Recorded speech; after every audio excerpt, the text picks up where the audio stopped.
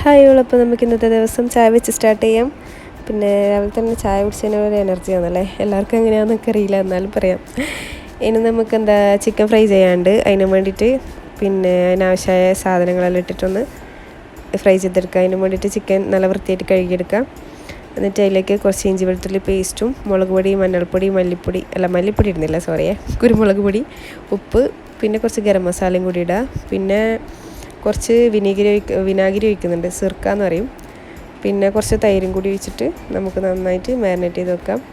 പിന്നെ ഓവർനൈറ്റൊക്കെ വെച്ച് കഴിഞ്ഞാൽ നല്ല ടേസ്റ്റ് ഉണ്ടാവും. എത്ര സമയം വെക്കാൻ പറ്റും അത്രയും നല്ല ടേസ്റ്റാണല്ലോ, എല്ലാവർക്കും അറിയാമല്ലോ. അപ്പോൾ അങ്ങനെ ചെയ്യുക. നമ്മളെ മറിയക്കുട്ടി അതിൻ്റെ ഇടയ്ക്ക് വന്നിട്ട് വിനാഗിരി ഞാൻ ഒഴിക്കാമെന്ന് പറഞ്ഞിട്ട് വന്നതാണ്. അങ്ങനെ നമുക്ക് ചിക്കനൊക്കെ നമ്മൾ പിന്നെ മസാല പുരട്ടി കുട്ടപ്പനാക്കി വെച്ചു. ഇനി നമുക്ക് അതിനെ ഒന്ന് എണ്ണയിൽ കുളിപ്പിച്ചെടുക്കാം. അപ്പോൾ അതിന് വേണ്ടിയിട്ട് ഒരു കടായി വെക്കുക. അതിൽ കുറച്ച് എണ്ണ ഒഴിച്ചിട്ട് കറിവേപ്പില ഇടാം. എന്നിട്ട് നമ്മൾ ചിക്കൻ ഓരോന്ന് അതിലേക്ക് മുക്കി പൊരിച്ചെടുക്കാം. പിന്നെ അതിന് ഞാൻ ഒരുപാട് ഓയിൽ ഒഴിച്ചിട്ട് ഒരുപാട് അങ്ങനെ ഡീപ്പ് ഫ്രൈ ചെയ്യാറില്ല. ഇങ്ങനെ കുറച്ച് ഒരു ഷാലോ ഫ്രൈ പോലെ അങ്ങനെ ഒന്ന് ഫ്രൈ ചെയ്തെടുക്കൽ. പിന്നെ അങ്ങനെ ഓരോ ചിക്കനും നമുക്കങ്ങനെ ഇട്ടിട്ട് ഫ്രൈ ചെയ്തെടുക്കാം. ഇനി നമുക്ക് രാവിലത്തേക്കുള്ള ഭക്ഷണം എന്ന് പറയുന്നത് ഇതിൻ്റെ കൂടെ കഴിക്കാൻ വേണ്ടിയിട്ട് ഉള്ളിദോശയാണ് ഉണ്ടാക്കുന്നത്.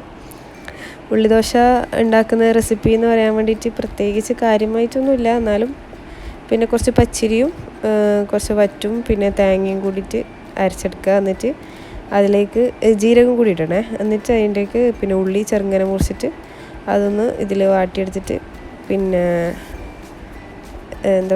സെറ്റാക്കി എടുക്കാം. മാവിലേക്ക് ഒഴിച്ചിട്ടൊന്ന് സെറ്റാക്കി എടുക്കാം. പിന്നെ സാധാ ദോശ ഒഴിക്കുന്ന പോലെ ഒഴിച്ചെടുക്കലാന്ന്. സാധാരണ ഫസ്റ്റത്തെ ദോശയാണ് പാളിപ്പോവൽ, പക്ഷേ ഇവിടെ എൻ്റെ രണ്ടാമത്തെ ദോശ പാളിപ്പോയി ഗൈസ്. ഒഴിക്കുമ്പോൾ നല്ല അടിപൊളിയായിട്ട് തന്നെ വന്നിട്ടുണ്ടായിന്. പിന്നെ മറിച്ചിടുമ്പോൾ ആണ് പോയത്. പിന്നെ ഫസ്റ്റത്തത് പിന്നെ ഉമ്മയെന്ന് ഒഴിച്ചത് ഞാൻ പിന്നെ ഒന്ന് വീഡിയോക്ക് വേണ്ടിയിട്ട് രണ്ടാമത് ഒഴിക്കാൻ വന്നതായിരുന്നു. അതാണ് നല്ല അടിപൊളിയായിട്ട് പാളിപ്പോയത്. പിന്നെ നമുക്കൊന്ന് പുറത്ത് പോകാനുണ്ടായിരുന്നു, അതുകൊണ്ട് പിന്നെ ഫുള്ള് പുറത്തിറങ്ങി. നല്ല വ്യൂ ആണ്.